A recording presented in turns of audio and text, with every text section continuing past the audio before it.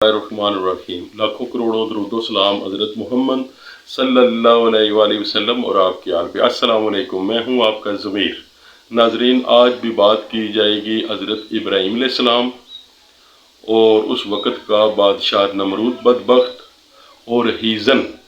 इसके मतलब बताया जाएगा कि ये किस तरह रोज़े महशर तक ज़मीन में धंसता चला जा रहा है। जिस तरह कारून हज़रत मूसा अलैहिस्सलाम से शरारतें करता था, तो वो भी ज़मीन में धंसता जा रहा है। नाजरीन, ये जो नमरूद था, इसका सभी गले पे कब्ज़ा था। लोग इसके पास आते थे, इसे सजदा करते थे, फिर उनसे पूछता था कि तुम्हारा रब कौन है, और लोग कहते थे कि हमारे रब तुम हो। फिर वो उन लोगों को थोड़ी बहुत गल्ला दे देता था। हज़रत इब्राहीम अलैहिस्सलाम भी एक जमात के साथ उधर गए हैं, तो जब हज़रत इब्राहीम अलैहिस्सलाम की बारी आई है तो उसने पूछा है आपका रब कौन है। तो हज़रत इब्राहीम अलैहिस्सलाम ने फरमाया कि मेरा जो रब है वही तेरा भी रब है, कुल आलमीन का वो रब है, वही मौत और ज़िंदगी अता करता है। तो उसने कहा कि मौत और ज़िंदगी तो मैं भी अता करता हूँ। उसने जेल से 2 कैदी मंगवाए हैं, एक की वैसे ही कैद था और दूसरे को उसने सज़ाए मौत दी हुई थी। जिसको उसने सज़ाए मौत दी हुई थी उसे उसने बरी कर दिया, और जिसकी कैद के कुछ दिन बाकी रहते थे उसे उसने आज़ाद करना था, उसको उसने कत्ल कर दिया। उसने कहा कि ये देख लो कि मौत और ज़िंदगी तो मैं देता हूँ। हज़रत इब्राहीम अलैहिस्सलाम ने फरमाया मेरा रब वो है जो मशरक़ से सूरज को निकालता है, अगर तू रब है तो मगरब से निकाल के दिखा। यहाँ पे वो लाजवाब हो गया, और उसके जो उधर नजूमी बैठे हुए थे ना, उन्होंने कहा ये नामुमकिन है, ये इस तरह नहीं हो सकता। तो क़यामत के करीब अल्लाह ताला इसी वजह से मगरब से सूरज को तुलू करेगा कि जो नमरूद के वो नजूमी थे जिन्होंने कहा था कि ये नामुमकिन है, इसे अल्लाह ताला मुमकिन करके दिखाएगा। और जिस तरह हज़रत इब्राहीम अलैहिस्सलाम ने नमरूद को कहा था कि मगरब से सूरज निकालो, अल्लाह ताला आपके इस फरमान के मुताबिक सूरज को मगरब से निकालेगा। इस तरह उसने आपको गल्ला नहीं दिया, तो आप वापस आ गए हैं। जब अपने घर के करीब आए हैं तो आपने सोचा कि अगर इसी तरह खाली हाथ में घर चला गया तो घर वाले परेशान हो जाएंगे। रास्ते से आपने अपनी चादर में थोड़ी सी मिट्टी डाली है और गठली बना के घर चले आए हैं, और रख कर वो आप आराम करने के लिए लेट गए हैं। वहीं पे आपकी आंख लग गई है, आप सो गए हैं। जब आप जागे हैं तो आपकी बीवी ने, हज़रत सारा ने खाना तैयार किया हुआ था और साथ रोटी भी थी। तो जब आपके आगे उन्होंने खाना पेश किया है तो पूछा है कि ये रोटी किधर से आई है, तो उन्होंने बताया है कि ये आप जो दाने लेकर आए थे उसकी हमने रोटी तैयार की है। तो हज़रत इब्राहीम अलैहिस्सलाम ने अल्लाह ताला का शुक्र अदा किया। उधर हज़रत इब्राहीम अलैहिस्सलाम अपनी कौम को दावत हक पहुँचा के आपने हद कर दी थी, लेकिन आपकी कौम कुफर पे डटी हुई थी। एक दिन साल में उनका एक मेला लगता था जिसमें पूरी कौम वो जश्न मनाती थी, ईद का समा होता था। ये लोग अपने घरों से नाजरीन खाना तैयार करके साथ मिठाइयाँ लेकर अपने बुत कदे में आते थे। एक रवायत है कि वहाँ पे इन्होंने 70 बुत रखे हुए थे, और एक रवायत है कि 90 बुत थे। ये अपने बुतों के पास जाते थे, उनके सामने खाना और मिठाइयाँ रखते थे, और वो ये गुमान करते थे कि इस तरह करने से हमारे रिज़्क में इजाफा होगा, बरकत होगी। फिर वो खुले मैदान में चले जाते थे, सारा दिन उधर जश्न मनाते थे, और वो जो बुत कदे के पुरोहित थे उन्हें भी वो साथ ले लेते थे। इस सारे जश्न का सरबराह आज़र था जो आपका उर्फी बाप था। आपको भी उन्होंने साथ लिया, लेकिन आप रास्ते से वापस आ गए हैं, और वापस आकर आप बुत कदे में चले गए हैं। एक बड़ा सा कुल्हाड़ा लिया है, उससे किसी बुत का कान, किसी का नाक, किसी का हाथ, किसी का पाँव, किसी का ओंठ काटा है, और जो वो कुल्हाड़ा है वो जो सबसे बड़ा बुत है उसके कंधे के साथ लटका दिया है, और जितनी भी मिठाइयाँ और खाने थे वो सारे आपने ना उस जो सबसे बड़ा उनका बुत था ना उसके सामने रख दिया। आप घर चले गए हैं। वो लोग जब शाम को घर गए हैं तो पुरोहित जब वापस आए हैं बुत कदे में, तो उन्होंने जब देखा है तो वो तो ज़ारो कतार रोने लगे, उन्होंने वावेला शुरू कर दिया। जब लोग उधर इकट्ठे हुए हैं तो उन्होंने कहा कि हमारे तो इन जो मबूद हैं इनके साथ किसी ने बड़ा जुल्म किया है, تو وہ لوگ سارے حضرت ابراہیم علیہ السلام کے نظریات سے بخوبی واقف سے، نمرود بھی آپ سے بخوبی واقف تھا۔ تو ناظرین، یہ خبر جنگل کی آگ کی طرح پھیلی اور نمرود تک یہ خبر پہنچ گئی۔ اس نے آرڈر جاری کر دیا کہ جس نے بھی یہ حرکت کی ہے اسے قید کر کے میرے سامنے پیش کیا جائے۔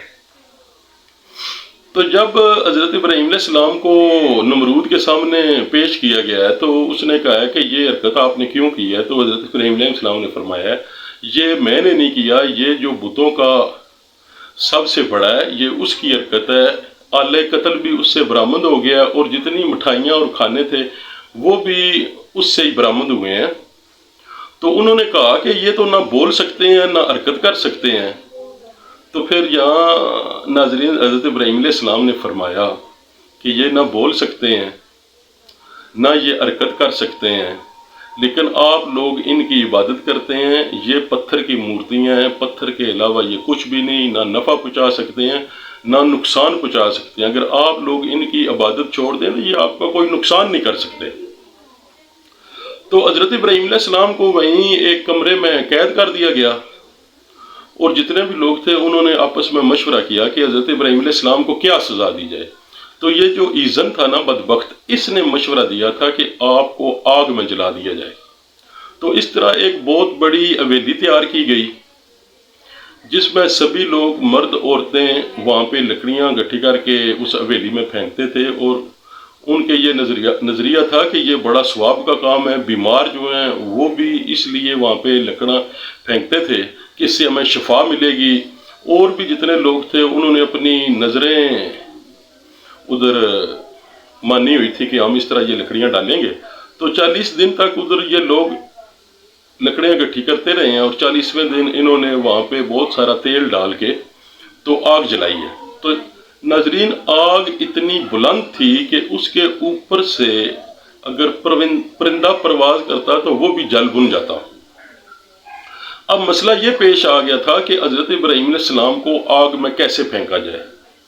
تو پھر ادھر ان لوگوں کے پاس ابلیس آیا ہے، اس نے مشورہ دیا ہے کہ اس طرح ایک منجیق تیار کریں، اس میں حضرت ابراہیم علیہ السلام کو باندھ کر اس میں پھینک دیا جائے۔ ایک روایت ہے کہ یہ جو ایزن تھا نا یہ کرد تھا، اسی نے یہ مشورہ دیا تھا کہ اس طرح منجیق تیار کریں اور اس میں ڈال کے آپ انہیں ادھر پھینک دیں۔ تو ناظرین، جب یہ منجیق تیار ہو گئی، حضرت ابراہیم علیہ السلام کو بڑے بڑے ان لوگوں نے سنگل ڈالے ہوئے تھے، آپ کو منجیق پہ باندھ دیا گیا، اور زمین اور عرش کے جتنے ملائکہ ہیں وہ سبھی پریشان ہیں، اور اللہ تعالیٰ کی بارگاہ میں انہوں نے عرض کی کہ یا اللہ، پوری روئے زمین پہ ایک ابراہیم علیہ السلام ہی ہے جو تیری عبادت کرتا ہے اور تیرا ہی نام لیتا ہے، آج اسے بھی آگ میں جلا دیا جائے گا، تو آپ ہمیں اجازت دیں ہم ان کی مدد کریں۔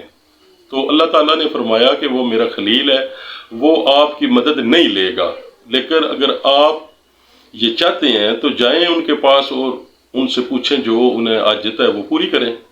تو اس طرح جو پانی کا فرشتہ ہے وہ حضرت ابراہیم علیہ السلام کے پاس آیا، اور انہوں نے عرض کیا کہ اگر آپ اجازت دیں تو میں اس پہ پانی ڈال کے اسے ٹھنڈا کر دوں۔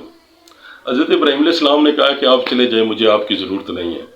پھر ناظرین، جو ہواؤں کا فرشتہ ہے وہ آ گیا، اس نے عرض کیا آپ مجھے اجازت دیں، میں اس ہوا کو حکم دوں گا کہ یہ یہاں سے آگ کو اٹھا کے دور لے جائے۔ آپ نے فرمایا تیری بھی مدد کی ضرورت نہیں ہے۔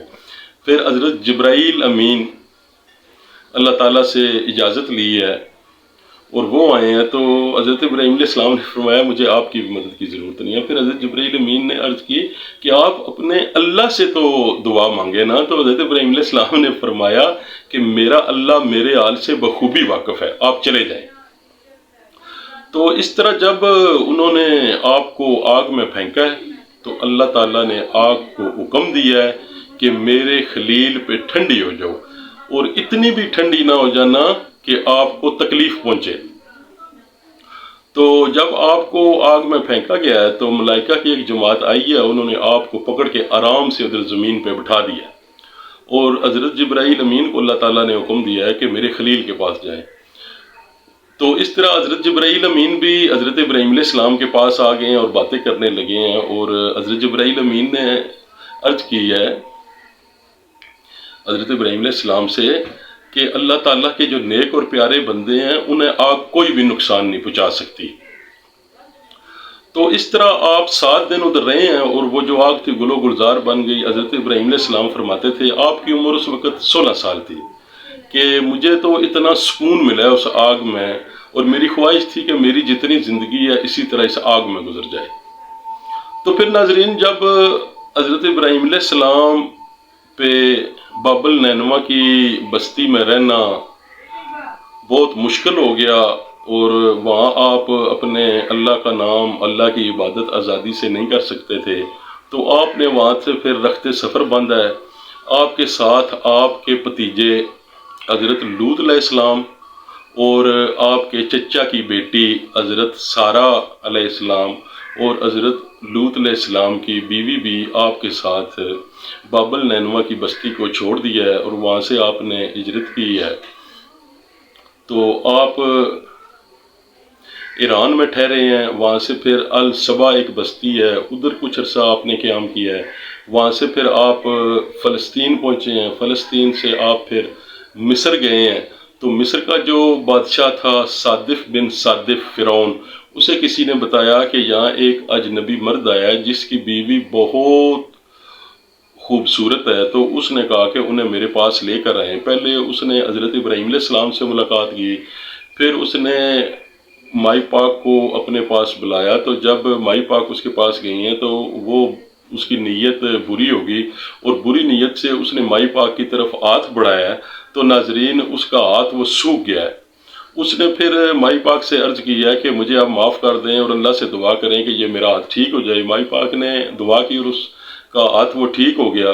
دوبارہ اسی نیت سے پھر اس نے جب ہاتھ آگے بڑھایا تو اس سے بھی زیادہ اللہ تعالیٰ نے اسے تکلیف میں مبتلا کر دیا۔ پھر اس نے وعدہ کیا کہ میں اس کے بعد ایسی حرکت نہیں کروں گا، آپ دعا کریں کہ یہ میرا ہاتھ ٹھیک ہو جائے۔ تو اس طرح آپ نے دعا کی اور اس کا ہاتھ وہ ٹھیک ہو گیا۔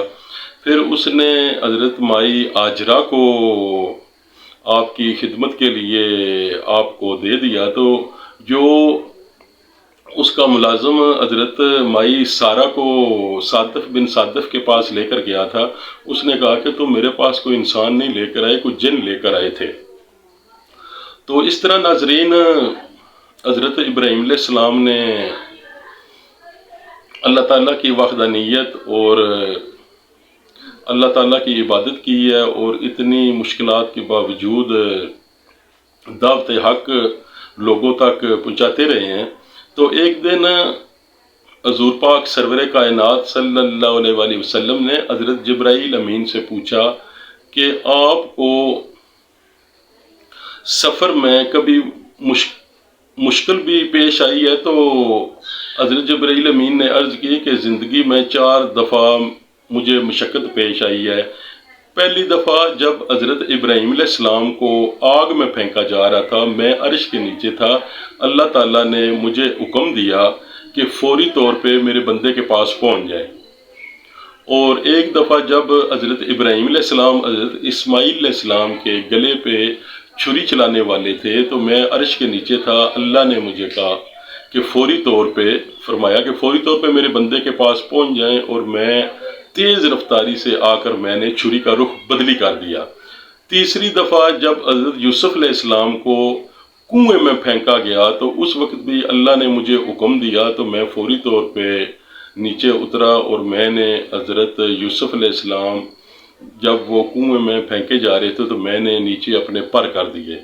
اور چوتھی دفعہ جب جنگ احد میں حضور پاک سرور کائنات صلی اللہ علیہ وسلم کے دندان مبارک شہید ہو گئے تھے، اور آپ کا خون مبارک زمین پہ گرنے والا تھا، تو اللہ تعالیٰ نے مجھے حکم دیا کہ فوری طور پہ جائیں اور میرے حبیب کا خون مبارک زمین پہ نہ گرے، اگر گر گیا تو تا قیامت زمین پہ نباتات اور درخت نہیں اگیں گے۔